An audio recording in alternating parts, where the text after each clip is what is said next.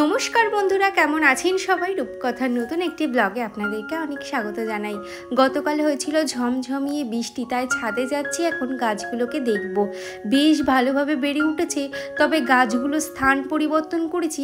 এক জায়গায় বেশি দিন ওই ভারী টবগুলো বা ক্যারেটগুলো যদি আমি রেখে দিই তাহলে কিন্তু ছাদের অনেক ক্ষতি হতে পারে। অনেক দিদিভাইরা আমার কাছে জানতে চেয়েছেন যে দিদি, তোমার যে ইনডোর প্ল্যান্টগুলো আছে সেইগুলোর একটু নামটা বলো।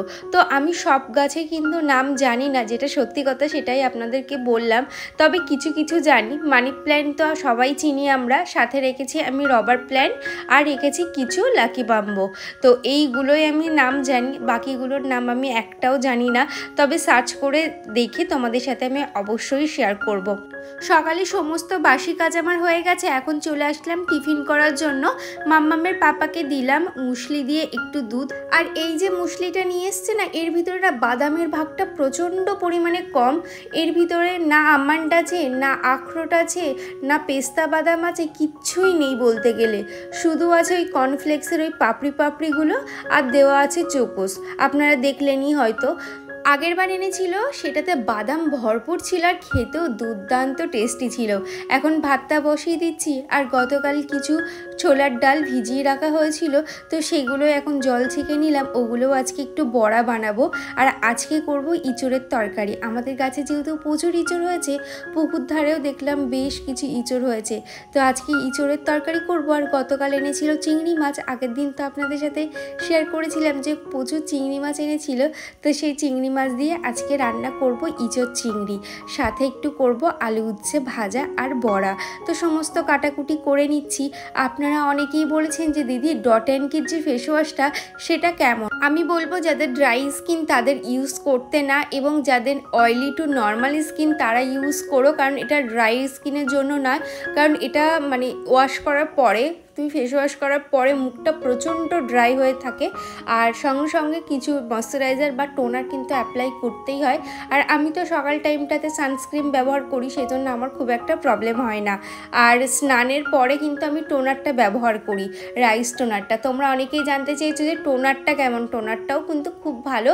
আর ময়শ্চারাইজারটা কিন্তু একদম ওয়াটার বেস, না জেল বেস না ক্রিম বেস, একদম ওয়াটার বেস, যেটা খুবই ভালো। মানে ওই চিপচিপে ব্যাপারটা কিন্তু একদমই থাকে না। আহির ব্যানার্জি দিদিভাই আমাকে কমেন্ট করেছিল, রূপকথা হসপিটাল নয়, তারকেশ্বর হরিপাল থেকে তোমার ভিডিও দেখছি। আজকের ভিডিওটা খুব ভালো হয়েছে বোন, অনেক ভালোবাসা, ধন্যবাদ। তুমি আমার নামটা নিলে, তোমার কথা একদম ঠিক মাম্মাম। অনেক ভালো লাগে, তোমার রান্নাগুলো খুব সুন্দর হয়েছে। তো আমারই ভুল ছিল, আগের দিন আমি চশমা না পরেই আপনাদের কমেন্টগুলো পড়ছিলাম, সেই জন্য না অতটা আমি বুঝতে পারিনি, তার জন্য সরি। আর তুমি কেমন আছো অবশ্যই কমেন্টে জানিও। তোমার এই মেসেজটা পাওয়ার পর না আমার মানে এতটা খারাপ লাগছে যে হসপিটাল না, ওটা আমি পরে আবার দেখলাম যে হ্যাঁ তুমি ঠিকই মেসেজ করেছো, মানে কমেন্ট করেছো। তো আগের দিন চশমাটা না থাকায় আমার একটু গন্ডগোল হয়ে গেছে, একটু অ্যাডজাস্ট করে নিও। আর এদিকে দেখুন আমি ইঁচড়টা একটু সিদ্ধ বসিয়ে দিলাম, একটা সিটি দেবো তাতেই সিদ্ধ হয়ে যাবে। আর এদিকে ডালটাও একটু পেস্ট করে নিচ্ছি। আর এর মধ্যে কিন্তু আমি কাঁচা লঙ্কাও দিয়েছিলাম, সেটা দেখানো হয়নি। আর সাথে একটু লবণ একটু হলুদ দিয়ে খুব ভালোভাবে ফেটিয়ে নেব। যত ভালোভাবে ফেটানো যাবে না তত কিন্তু বড়াগুলো সফট হবে। আখি দিদিভাই আমাকে কমেন্ট করেছে, দিদিভাই তোমার সারাদিনের মধ্যে একটু ক্লান্তি লাগে না, বা যখন একটু মন খারাপ হয় তুমি কিভাবে নিজেকে রিকভার করো? অবশ্যই কমেন্টে জানিও। হ্যাঁ অবশ্যই জানাবো, কেন জানাবো না। দেখো আপস অ্যান্ড ডাউনস কিন্তু প্রত্যেকের জীবনেই থাকে, তো আমার জীবনেও আসে মাঝে মধ্যে। দেখুন একটা সংসারে থাকতে গেলে খুঁটিনাটি সবার সাথে কিছু না কিছু নিয়ে মাঝে মধ্যেই লেগে যায়। তো সেক্ষেত্রে তোমার মানে উপস্থিত বুদ্ধি দিয়ে কথা বলা উচিত। আর নিতান্তই যদি প্রয়োজন না হয় কথা বলো না। আর সম্পর্কের মধ্যে আমি বলবো, স্বামী স্ত্রী সম্পর্কের মধ্যে বন্ধুত্বটা থাকা উচিত, এবং সেই মানুষটার একটু সাপোর্ট থাকা উচিত। তাহলে কিন্তু মেয়েরা একটু মনের জোর নিয়ে শ্বশুরবাড়িতে সংসারটা করতে পারি।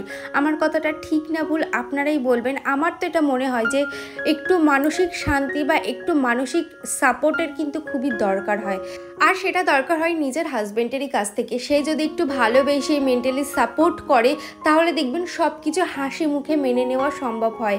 এবং সেই মানুষটা মানে যে মেন গোড়া হাজবেন্ড, সে যদি খারাপ হয় না, বা সে যদি সব কিছু ঊর্ধ্বে গিয়ে তোমার বিপরীতে গিয়ে কথা বলে না, তাহলে কিন্তু একটু হলেও খারাপ লাগে যে এত করছি, মানে এই সংসার ধর্ম একটা বাড়ি থেকে আরেকটা বাড়িতে এসে আমার যে সংসার লাইফ, সেখানে এসে আমি এত করছি, তার মা বাবার জন্যই করছি বা তার পরিজন আত্মীয়জন তাদের জন্যই করছি, এবং সেই মানুষটাই আমার পাশে নেই। এতে করে কি হয়, অধিকাংশ মেয়েরা মানসিক অশান্তিতে ভোগে, মানসিকভাবে সুস্থ থাকতে পারে না। তো বলবো যে নিজেদের মধ্যে কথা বলে এবং নিজেদের মধ্যে একটু আলোচনা করে নেবে, মাঝে মধ্যে না নিজেদের মধ্যে একটু আলোচনা বা নিজেদের মধ্যে একটু কোয়ালিটি টাইম স্পেন্ড করা কিন্তু খুবই প্রয়োজন।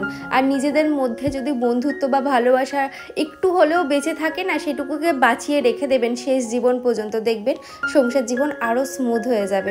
আপনাদের সাথে কথা বলতে বলতে এদিকে আমার ইঁচড় চিংড়িও হয়ে গেছে, আর এখন একটু পাস্তা বানাবো। অনেকদিন ধরেই ভাবছিলাম যে একটু ডিম দিয়ে খুব স্পাইসি একটা পাস্তা বানাবো। আর ডিজাইনার পাস্তাটা না খুবই হেলদি, এটা কিন্তু আটা এবং সুজি দিয়ে বানানো। আর ডিজাইনার পাস্তাটা খুব তাড়াতাড়িও সিদ্ধ হয়ে যায়, জলদিও কিন্তু হয়ে যায়। তোমরা যদি এই পাস্তাটি পারচেস করতে চাও, লিঙ্ক আমি ডেসক্রিপশনে দিয়ে রেখেছি, অ্যামাজন থেকে ইজিলি পারচেস করতে পারো। আর এদিকে আমি ডালের বড়াটাও বসিয়ে দিয়েছি। আর এই ডালের বড়া খেতে ব্যাপক ভালো লাগে, বিশেষ করে গ্রিন চাটনির সাথে।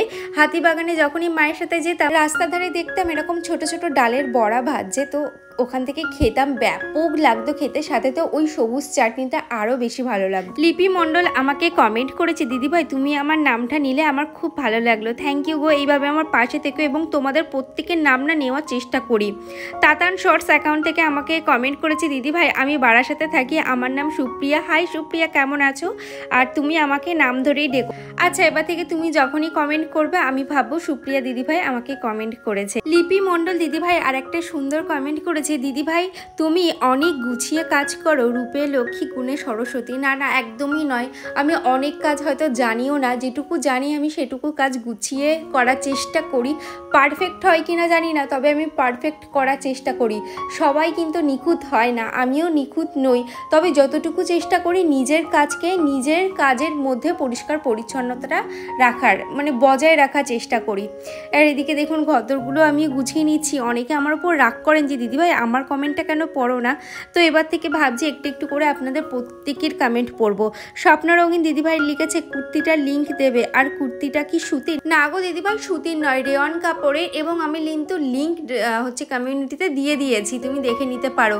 ওই সুতির হলে না ওই মার দাও আয়রন করো একটা ঝামেলা থাকে, তবে এই রেয়ন কাপড়ের কুর্তিগুলো কিন্তু বেশ ভালো হয়।